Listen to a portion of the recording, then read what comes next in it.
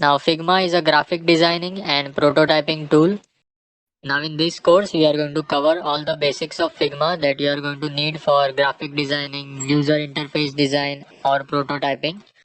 And if you are completely new to Figma or if you have already installed Figma but don't know how it works, then this is the right place for you. We will quickly cover all the basics of Figma that you need. So let's get started.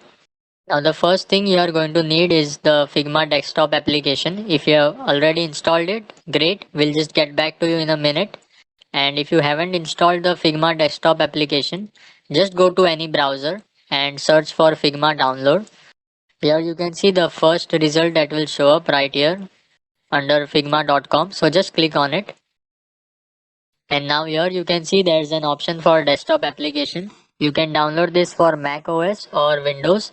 Now I'm currently using Windows, so I just click on Windows, and this is a simple installation process. Just download the file and install the Figma application. And once you've installed the Figma desktop application, the interface is going to look somewhat like this. Now we have two options. You can log in with your Figma account or you can create a new one. Now I already had a Figma account, but just to go along with you, I'll just create a new one. So I'll just click on create one right here. And now we will be redirected to the browser.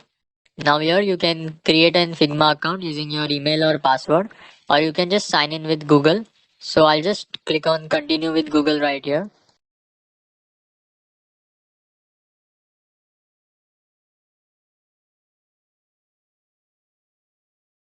And just click on open Figma.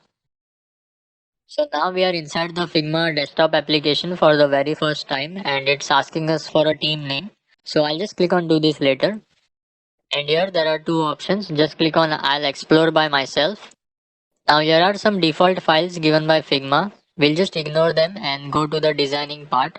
Now if you want to create something or design something, the first thing you need to do is just click on the plus sign right here. So I'll just click on this plus sign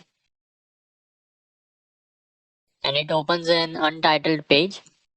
Now we are in the design section. You can see the name is untitled and it's saved as drafts. If you want to change the name, you can just do a single click on it. And now let's give it a new name and just click outside.